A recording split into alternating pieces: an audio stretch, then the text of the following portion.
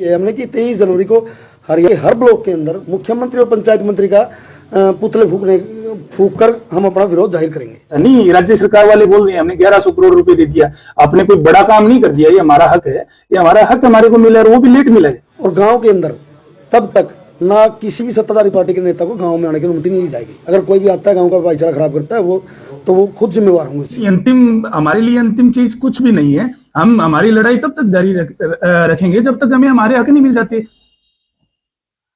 कल रोहतक के circuit house में सरपंचों का हर एक जिले से सरपंचों को बुलाया गया था, जो जिला प्रधान थे। उसमें सरपंच एसोसिएशन हरियाणा प्रदेश का गठन किया गया था और आगे की आगामी कार्यवाही के बारे में जो सरकार की मनमानी और जो सरकार जिस तरीके से सरपंचों को धमकाने का और राइट टू रिकॉल का शब्द प्रयोग कर सरपंचों को हताश और उनकी मर्यादा को धराशायी करने का काम कर रही हैं, उसके बारे में आगे की रूपरेखा तैयार की गई। तो उस जो कमेटी का गठन हुआ, उस कमेटी में 25 सदस्यीय वो कमेटी का गठन किया गया, जिनके प्रधान श्री रणवीर सिंह जी गिल समेन उनको बनाया गया। उप प्रधान श्रीमती संतोष बेनीवाल जो कि दरबा कला से सरपंच है, सिरसा डिस्ट्रिक्ट से। और उसके बाद जो महासचिव इस कार्यकारिणी के हैं वो ईशम सिंह जी करनाल से। और उसके बाद जो सेक्रेटरी है, सचिव है, वो विकास खत्री जी रोहतक से। उसके बाद जो कोषाध्यक्ष है वो चुन्नी लाल जी, वो भी कलानौर से संबंधित है। उसके बाद प्रवक्ता मैं खुद चंद्रमोहन पोटलिया और सह प्रवक्ता आरिफ हाथोड़ी जी मेवात से। और 5 जोनल उपाध्यक्ष भी बनाए गए, वो निम्न प्रकार से है। और आगे की कार्यवाही के बारे में कल 3 चीजों का फैसला लिया गया कि ई टेंडरिंग प्रणाली को फौरी तौर पर रद्द किया जाए और जो 1994 संशोधन के जो 11वां पैराग्राफ है उसकी जो 29 अधिकार और जो छोटी सरकारों का बजट है वो सीधे तौर पर पंचायतों को दिया जाए और सरपंचों का उनका एकाधिकार दिया जाए, वो काम सरपंचों के द्वारा करवाए जाएंगे। और इसके अगर ये चीजें लागू नहीं की जाती तो तब तक कोई भी सरपंच किसी प्रकार का प्रस्ताव पास नहीं करेगा। और आगामी जो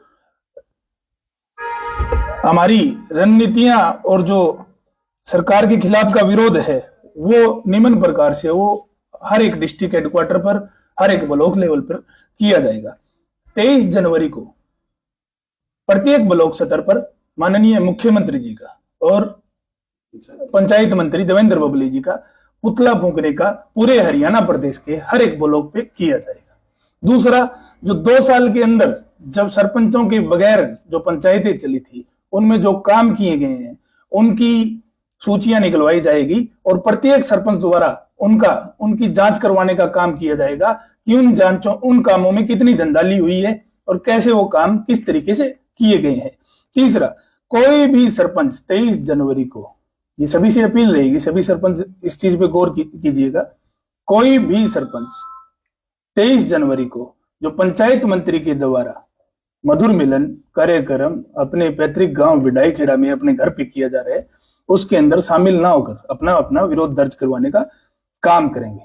और चौथा, सभी सरपंच, पंच व आम नागरिकों से हमारा अनुरोध रहेगा, क्योंकि ये हरियाणा की चीजें हैं, हरियाणा सरकार जो केंद्रीय सरकार है उसको सीधा तौर पे कहते हैं कि हमारे यहाँ सब ठीक चल रहा है। तो हर एक सरपंच, पंच व आम नागरिक ट्विटर हैंडल के जरिए अपना विरोध प्रधानमंत्री, पीएमओ के हैंडलर पर और गृह मंत्री के हैंडलर पर बायकॉट ई टेंडरिंग पंचायती राज हरियाणा का 21 जनवरी से 22 जनवरी 21 जनवरी 12 बजे से लेकर 22 जनवरी 12 बजे तक ज्यादा से ज्यादा ट्वीट और रीट्वीट के जरिए ये विरोध करने का काम करेंगे। 5वां, कल से हर एक ब्लॉक पर सभी सरपंच काली पट्टी बांधकर इस विरोध प्रदर्शन में हिस्सा लेंगे, जो कि सरकारों के हनन करने के लिए जो इनकी जो नीतियां बनाई गई है वो सभी सरपंच काली पट्टी बांधकर इनका विरोध प्रदर्शन करेंगे। छठी चीज, 24 जनवरी को प्रत्येक जिले में, जिला हेडक्वार्टर पर, जिला मुख्यालय पर हर एक सरपंच, पंच व अपील हमारी रहेगी, सभी किसान सभा, कर्मचारी संघ, जो भी संघ बने हुए हैं उनको साथ लेकर 24 जनवरी को सोमवार के दिन 12 बजे डीसी साहब को ज्ञापन देने का काम करेंगे।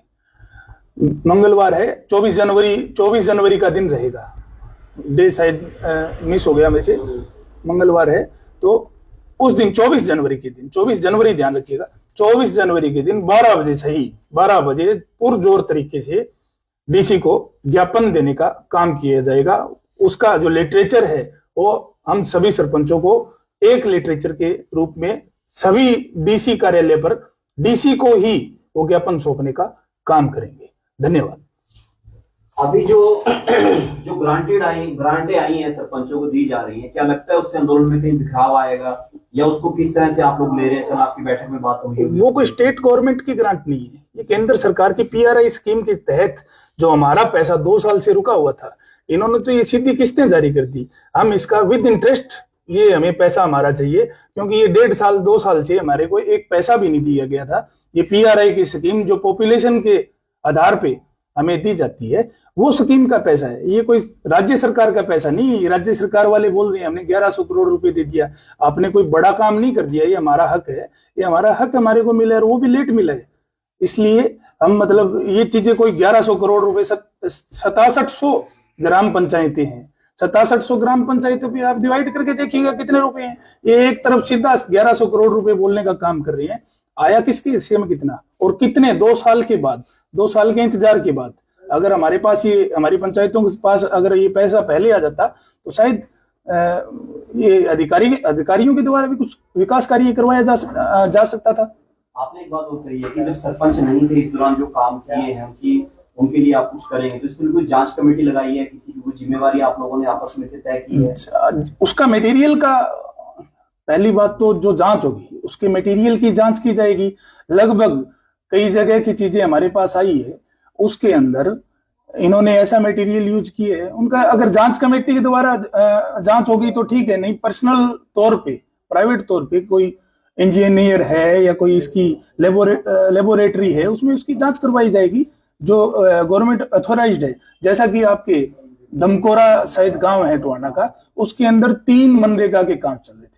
3 मनरेगा के काम में जो मंत्री जी के चहेते आयुष ग्रोवर जी, शायद उनका नाम है, उनके पिता का नाम मुझे ध्यान नहीं, उनके नाम पे फर्म रजिस्टर्ड है, उनकी मनरेगा की 3 कामों की पेमेंटें एडवांस में दी गई है। एक और गांव है जिसमें शमशान भूमि की सड़क बननी थी, चांदपुरा, शायद चांदपुरा गांव है, चांदपुरा की शमशान भूमि की जो रास्ता बना है उसकी एडवांस पेमेंट कर दी गई है।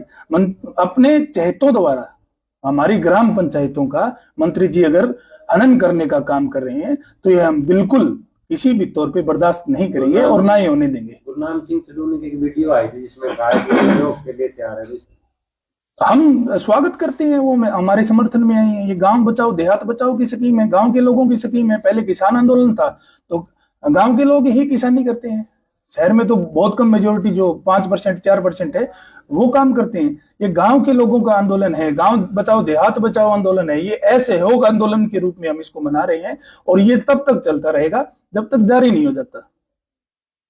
इसी को लेकर वो भी कहीं ना कहीं स्कीम ई टेंडरिंग के समर्थन में खड़े हुए नजर आए हैं, तो क्या उनकी तरफ से बातचीत का कोई न्योता मिला है या नहीं मिला, या उसी बयान को आप अंतिम मान के चल रहे हैं? नहीं, अंतिम हमारे लिए अंतिम चीज कुछ भी नहीं है। हम हमारी लड़ाई तब तक जारी रखेंगे जब तक हमें हमारे हक नहीं मिल जाते। सीएम साहब अगर कह रहे हैं, हम पहली बात तो अगर सरकार के साथ बातचीत करेंगे, हम मुख्यमंत्री के अलावा किसी दूसरे, चाहे वो पंचायत मंत्री है, चाहे वो विधायक है, चाहे कोई इनका अधिकारी है, हम मुख्यमंत्री के अलावा किसी से बात नहीं करेंगे। हम सिर्फ सीधा का सीधा तौर पे मुख्यमंत्री से बात करके ही अगर वो हमारी समस्याओं का हल निकालते हैं तो ठीक है, नहीं तो हर एक तरीके से, चाहे हमें कोर्ट में जाना पड़े, चाहे हमें आंदोलन लड़ना पड़े, उसके लिए हम पूर्ण रूप से तैयार हैं। हर एक डिस्ट्रिक्ट से सफल थे। कितने 6200 पंचायतें हैं? तो हर एक डिस्ट्रिक्ट से जो जिला लेवल पे उन्होंने अपनी कमेटियां बना ली है, जिला की अगर कमेटियां नहीं बनी है तो हर एक ब्लॉक अध्यक्ष बने, वो सारे के सारे वहां पर पहुंचे थे। ठीक है जी। हाँ जी रघुवीर जी, क्या बताना चाहेंगे? आपको प्रधान पद की जिम्मेवारी भी दी गई है पूरे प्रदेश की, और जैसे कि कार्यकारिणी के भी नाम बताए हैं, तो क्या कहना चाहेंगे? मैं ये कहना चाहता हूँ कि कल हमारा एक सामूहिक रूप से एक बैठक का आयोजन किया गया था, जिसमें हर डिस्ट्रिक्ट के वो थे, जिसमें जैसे चंद्रमोहन जी ने बताया, मुझे प्रधान उप प्रधान संतोष बेनीवाल जी, प्रवक्ता हमारे चंद्रमोहन जी हैं, जनरल सेक्रेटरी शमसिंह जाम्बा है, और सचिव है विकास खत्री जी। तो मिल बैठ के यही फैसला लिया गया था, जो भाई जब तक हमें हमारे पूर्ण अधिकार नहीं दिए जाएंगे, हम असहयोग आंदोलन चलाते रहेंगे और ना ही कोई प्रस्ताव डालेंगे हम तब तक, और गांव के अंदर तब तक ना किसी भी सत्ताधारी पार्टी के नेता को गांव में आने की अनुमति नहीं दी जाएगी। अगर कोई भी आता है गांव का भाईचारा खराब करता है वो खुद जिम्मेवार होंगे उस चीज़ के। भविष्य की रणनीति सरपंचों की जो है बता दी तुरंत आपने, लेकिन 23 तारीख को लेकर काले झंडे दिखाने की बात मुख्यमंत्री को की जा रही थी, उस पर क्या आपका अभी तक कोई निर्णय नहीं हो पाया? उस पर हमारा निर्णय यही हुआ है कि हम अपना विरोध दर्ज करवाना है, वो किसी प्रकार से कर सकते हैं। वो इसका डिसाइड किया है हमने कि 23 जनवरी को हरियाणा के हर ब्लॉक के अंदर मुख्यमंत्री और पंचायत मंत्री का पुतले फूंक कर हम अपना विरोध जाहिर करेंगे। केंद्र सरकार ने भी बताया ये तो अपने आप हर चीज़ में सिरे ढूंढने का काम है सरकार का, ऐसा कुछ नहीं है, कोई एहसान थोड़ा है, ये हमारा अधिकार है, ये हमारे गांव का पैसा है। क्या एहसान है इन लोगों का? कोई ऐसा नहीं है। लोगों को गुमराह कर रहे हैं कि पैसा आ गया, सरपंच काम नहीं कर रहे, ये एक गुमराह करने की साजिश और कुछ नहीं है इससे ऊपर। क्या लगता है कि आपके आंदोलन के दौरान इस तरह की ग्रांट आना कहीं ना कहीं आपके आंदोलन को कमजोर करने का काम कर रहे हैं? नहीं जी नहीं, हमारा आंदोलन किसी भी प्रकार से कमजोर नहीं होगा। ये पढ़े लिखे लोग हैं, सबको पता है कि क्यों कमजोर होगा। पैसा आने से क्या बात है, पैसा तो हमारा अधिकार है, वो आ गया पैसा, हम अपने अधिकार मिलने के बाद दोबारा ये अपने काम स्टार्ट कर लेंगे बाद में।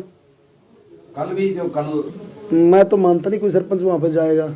वैसे अपने कार्यकर्ता मनरेगा के मजदूरों को बिठा के तो दिखा दी सरपंच बैठे, सरपंच तो कोई जा ही नहीं गा।